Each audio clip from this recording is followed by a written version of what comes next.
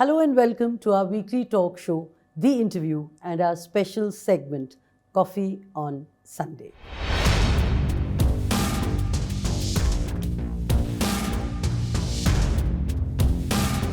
She won many hearts and broke many too. Sacrilege is what music critics said when she introduced an element of fusion and pop in Indian classical music. But Shubha Mudgal charted her own course and continued her journey, often alone. Today, she is a name to reckon with and sings to a packed house. It has been 40 years, but the magic in her voice remains. Shubha Mudgal is our guest in this edition of Coffee on Sunday.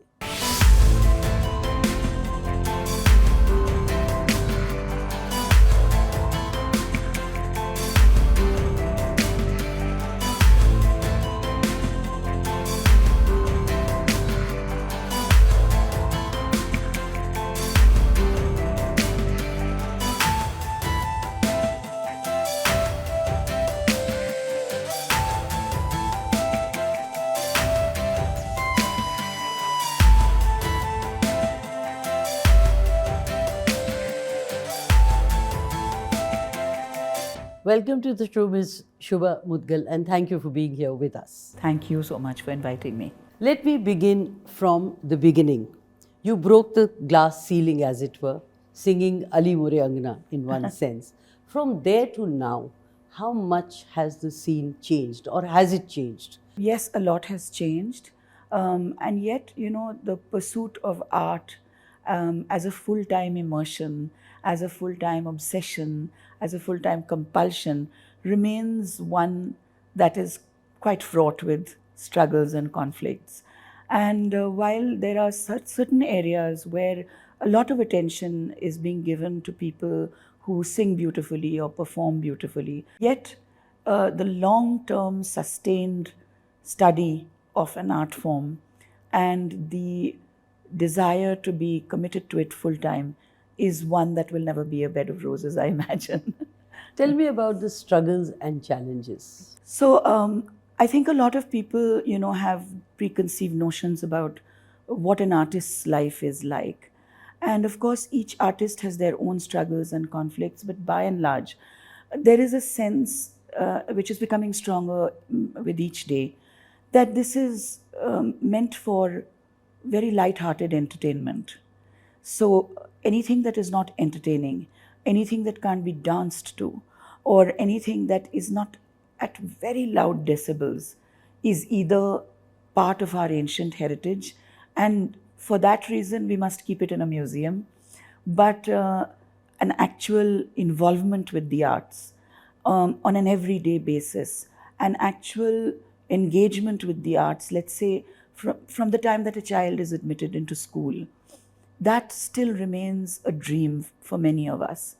And while the education system, the new education policy, etc., actually really says that there should be more of a involvement with arts, we still have to see that happening in practice. Now imagine something like, let's say, Qawwali or something like Kirtan. What is happening to all of those forms? What is happening? In the shrines, it's very difficult for those who actually belong to families of hereditary musicians who perform Kirtan or perform Qawwali at shrines or even Shabad Gurbani at Gurdwaras. The amount of money that they are given is paltry. And so they are encouraging their children not to get involved in this. I think it's not only a question about the amount of money, but also the kind of stature and respect that is given to it. If even today you are going to say to a person who is performing every day at a shrine that you will get maybe 1,000 rupees a month, 2,000 rupees a month, and some rations, how are they going to subsist? I just feel that as people who say that we are concerned about our arts and our heritage, we need to make sure that the people who are the actual custodians also get due respect, due status and stature, and also money. You said that unless people are able to dance to a song, it's not taken as music. Is that one of the reasons why you, again I'll use the word, broke the stereotype and sing Ali Murugan? Frankly, I didn't know whether anybody would dance to Ali Murugan. I just felt it was a challenge.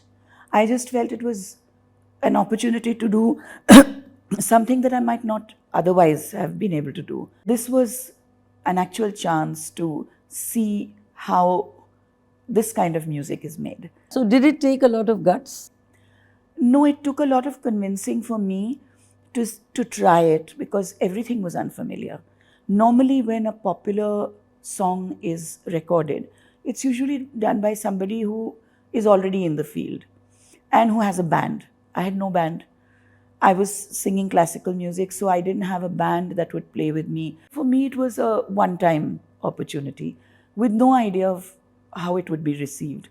I felt it was a challenge for me, and I learnt a lot from that challenge. So that was what I expected of it, and without any idea that it would become popular or send people into an absolute tizzy saying, "Oh, I've become a renegade." I was just coming to that. Critics had then said that purity of classical music had been sacrificed. How did you handle all that? If when I sing Yaman and Malkos, I bring in traces of Ali Murugan, then yes, this charge would have been absolutely, justified. But when I'm singing Ali Murugan, actually shades of my classical training show through. So I don't think that I at all abandoned the cause. But in India, of course, we have this lovely song which I keep referring to. Kuch to log kahenge. So let's give them something to talk about. In fact, to use a strong word, blasphemy is what they had Yes, said. yes. Did you have sleepless nights? And did you regret and said, I wish I hadn't done it? No, not at all. And if I set out to please everyone, then I wouldn't be an artist. So, did you say, I would do it again? I did it again with Ab Ke Sawan. But on my own terms, I don't want to be apologetic about anything that I've done. How did you personally react to Ali Murugan being played in discos? I mean, there is no way to stop anybody from playing any kind of music in any situation. Ho sakta hai, it's equally possible that my Rag Yaman is playing maybe in a hotel room where even the bathroom has speakers. So while somebody's taking a shower, maybe Rag Yaman is going on. I can't really, have a control on that. So if Ali Murugan was playing in a disco, really speaking, there is no way I could have controlled that and said, no, you must sit down, put on some, incense, burn some incense, and then only listen to Ali Murugan. Would you agree, as some of your critics say, that you arrived on the scene or your popularity peaked because of your unconventional numbers rather than the hard work which went into being trained as a classical musician? It's possible that a larger number of people knew me because of my engagement with popular music. And at the same time, there was a large gang of orthodox classical music evangelists who insisted, that this was absolutely wrong and that I wasn't a classical musician and I couldn't be called a classical musician, and I was, sort of diluting Hindustani classical music. I did nothing of the sort. I don't feel the need to even respond to that because I am very, very firmly anchored in the training that I have received from very, very eminent, very strict gurus. When they criticize me for this reason, they're actually criticizing my gurus. My gurus would have abandoned me if I had done something like that. And they did not. They were far more accepting of what I wanted to do. The very fact that they chose to be generous enough to continue to teach me means that they were not against my looking at various other forms of music. And so people who criticize are welcome to do so because, really speaking, I can't expect that everyone who listens to me is going to enjoy my music, whether it's classical or whether it's popular music. Talking of being abandoned, let me take you back to your grandfather, who believed respectable girls do not sing. That was a statement actually that was from my great grandfather. So my nani, her father, When she asked him that she would like to learn Hindustani music, he said, no, that's not possible. And he arranged for her to get piano lessons, which he felt was still acceptable. My nanny trained all her three daughters, including my mother, who was the eldest, in music and dance, and encouraged them to engage with theatre as well. Basically, gave them a very fulsome engagement and exposure to the arts. She also did not think it was a great profession for her daughters. But my mother, on the other hand, said, why don't you think of making a full-time commitment to music? So I think my grandfather certainly wouldn't have been, great-grandfather would certainly not have been very happy. Fortunately, my mother was very open to the idea. So, in one sense, your ancestors Yes. would be turning in their grave. I guess my great-grandfather might have. Talking about your mother, she said, what is the point in doing things which others do? Is that one of the reasons why you have always charted your own course? Somebody who herself was very, very, very deeply committed to music as a listener. I think she was very keen that the opportunity be given to me. What she was trying to say is that think what you want to do, not what is acceptable, even if this is not the most conventional choice for a young woman to make. 45 years ago, even then, take the plunge. So she was actually, in a sense, giving me the strength to make my own choices. Taking the plunge, is that something you've always done personally and professionally, and also doing things differently? Well, I've tried to follow my heart and not have to do anything just because it would be the acceptable thing to do. But at the same time, I must confess to you, it isn't easy. I have many butterflies in my tummy, and I have many nights of thinking, should I not? But ultimately, I think I end up doing what I'm convinced about. Take me through one of the should I nots. Well, just the taking up music full time is one thing. But every artist, as they go through their journey, have many moments of self-questioning. And I go through that periodically. So trying to find one's own voice has been, and am I ever going to find it? That question is one of those things that gives me sleepless nights very often. Makes me sing in my sleep also, I'm told. So, discovering yourself or Yes. trying to find your own voice, how far have you reached? I think that's best left to the critics, and probably they'll just say, she's not classical. Your mother also insisted that you buy your first tanpura from your own money, and you Yes. were penniless. Yes, I was. I had the princely sum of about 500 rupees, I think. And she subsidized the rest of the money. But I think she was really, truly trying to give me and my sister the idea that you need to be financially independent also. You need to work towards getting what you want in life. And a tanpura from Miraj in Maharashtra, where there are families of tanpura makers who make the most exquisite instruments. These were prized instruments. And as I started learning, my Guruji, Pandit Ramashra Jhaji, said, we will get a tanpura for you from Miraj.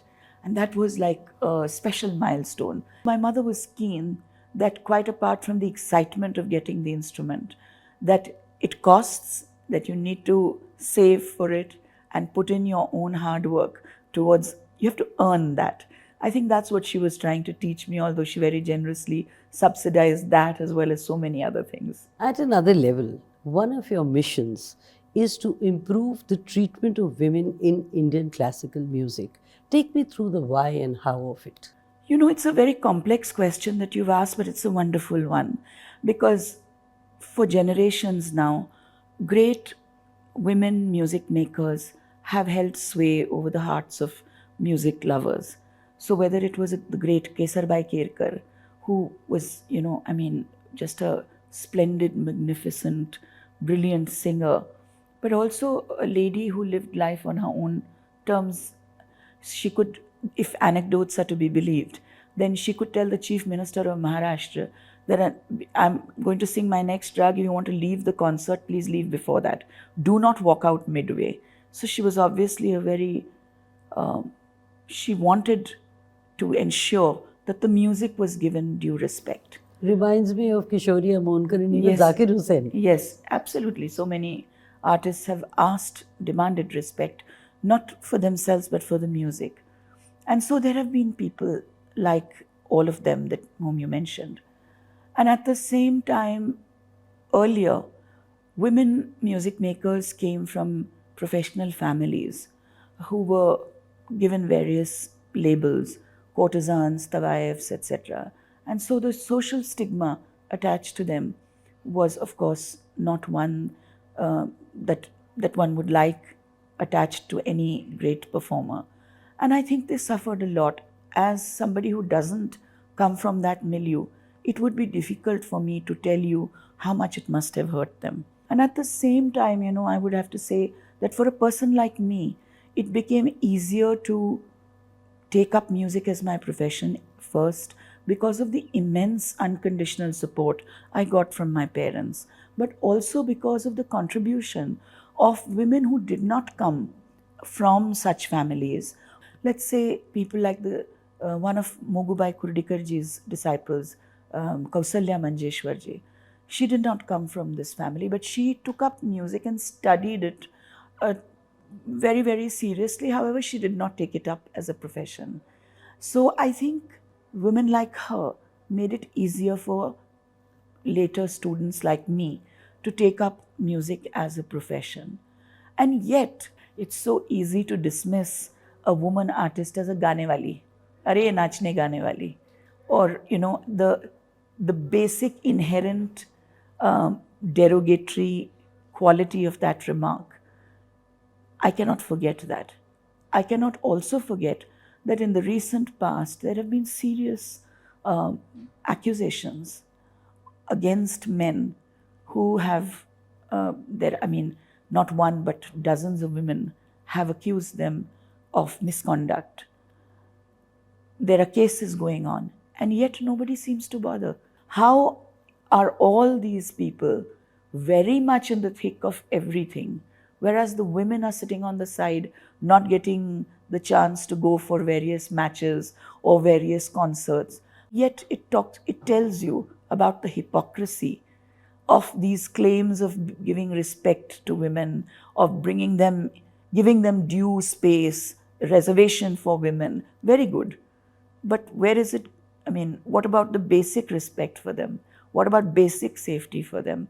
What about making sure that they are not treated in the same hypocritical way that we've seen so many times in the past? At some point, you are seen or perceived as a critic of the current government. And of course, there have been protests, as you know, you were even threatened at one point. Is there a trace of political disappointment in the current regime? If you say political disappointment, I would have to say that for various aspects, I have been a critic of all governments. I have protested in the past also when this government was not there. But if somebody chooses to say that no, take umbrage because you write about something that is basic, I would say a humanitarian issue, who on earth will say that taking the law into your own hands and lynching people is correct? If I sign a letter saying that this should not happen, where is the question of anybody opposing? So can I take it that you feel, as you said, that it's not only this government and it's been all past governments, and I take your point. So do I take it that you have generally been disappointed and governments, and I underline the word governments, have failed your fraternity? See, you cannot accuse any government, including the current one, of not having done anything at all for the arts. For example, in the 75th and the Amrit Mahotsav, a lovely gesture was made of choosing 75 senior people from the arts and honoring them. I thought it was a lovely gesture. And I applaud whoever took that decision. So there are things that they have done that are good.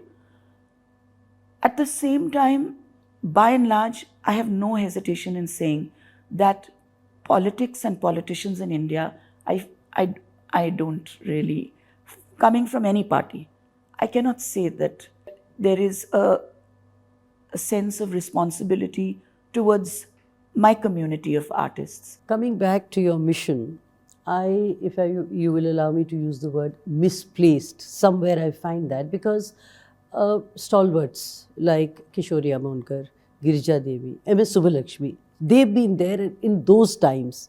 So when we are talking of ill treatment of women, just explain how that fits in with your mission. I mean, I'm saying that respect should be given to artists irrespective of gender. So I'm not saying only women. And certainly the struggles of women in the past have been huge.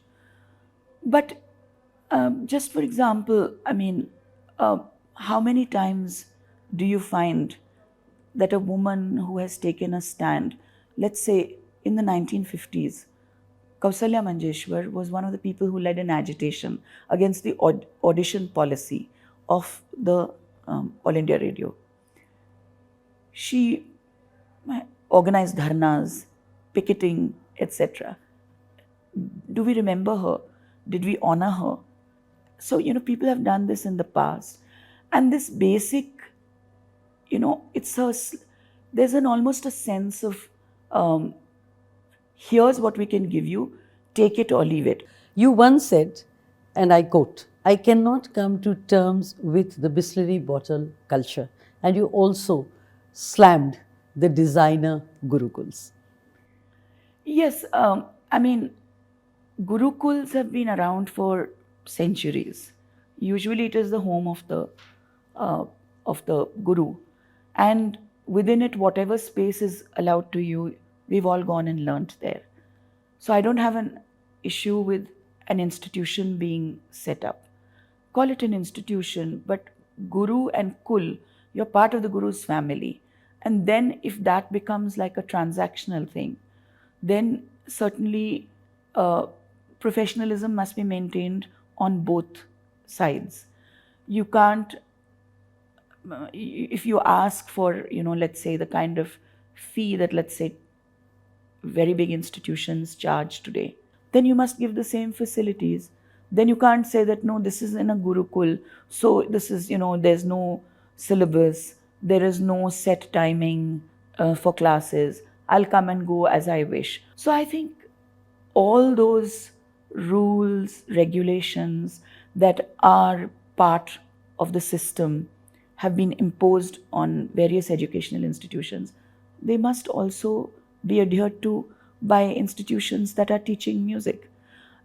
We've seen in the past that, for example, there are no internal committees to decide, various issues.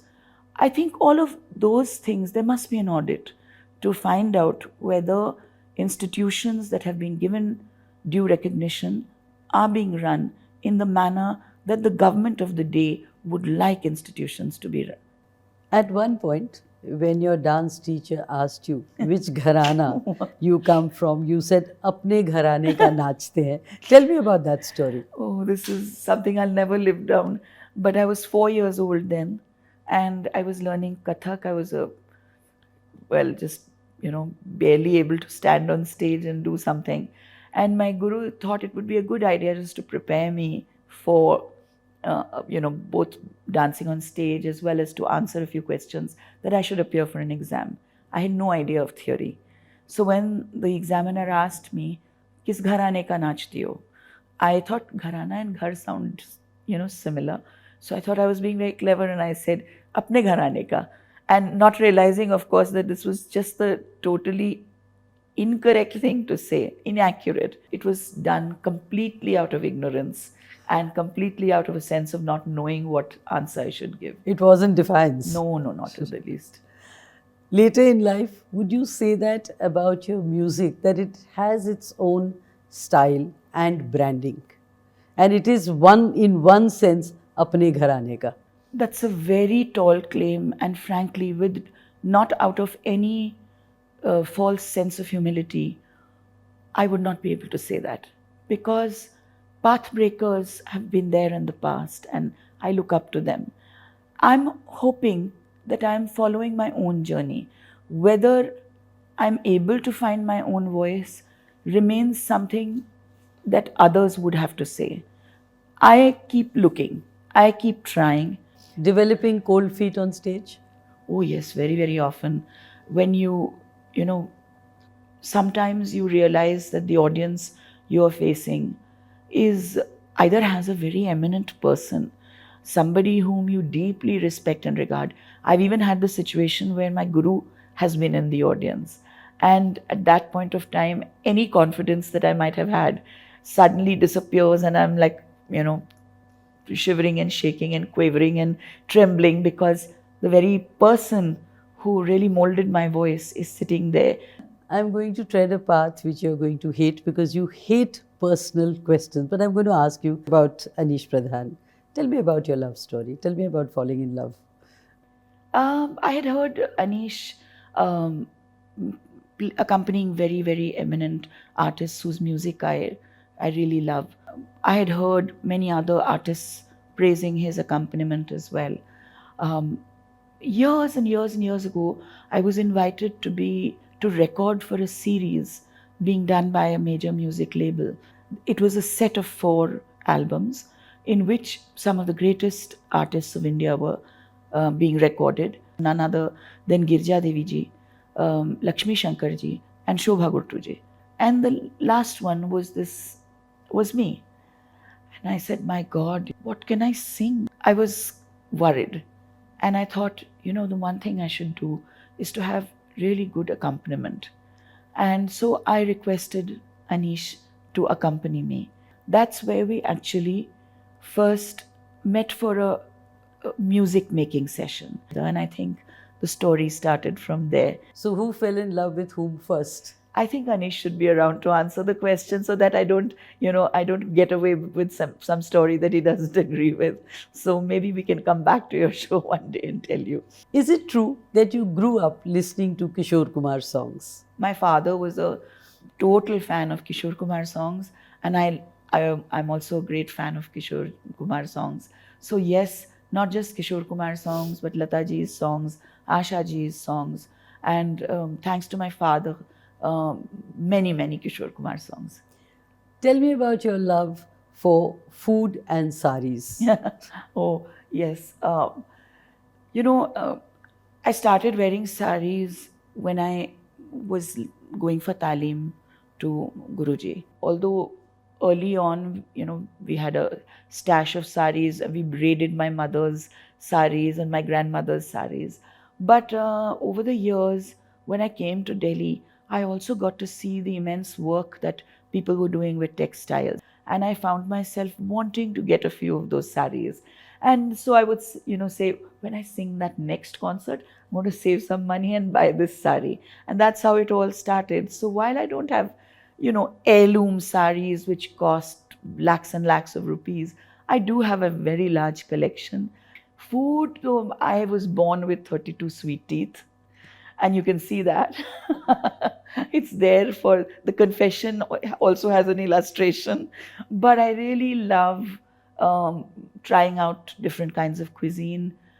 At times, I get a little paranoid about taking care of my voice, but I'm not one of those. Fortunately, I've had more or less a robust voice, which allows me to indulge my foodie teeth. It would be blasphemy, and I'm using this word, if I let you go without asking you to sing, because my viewers would kill me. What can I sing for you? Um, If I say Ali Murugan, you're going to say no.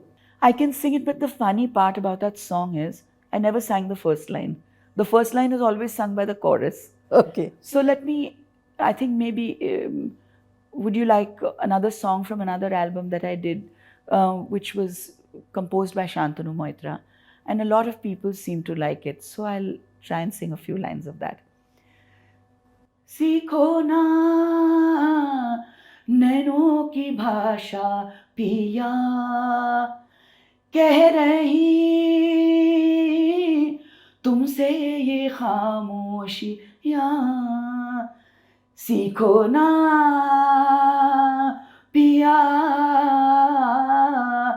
लब तो ना खोलूंगी मैं समझो दिल की बोली, सीखो ना नैनों की भाषा पिया, हाँ हाँ. Shubha Mudgal, thank you very much. Thank you for being here with us and thank you for your time. Pleasure.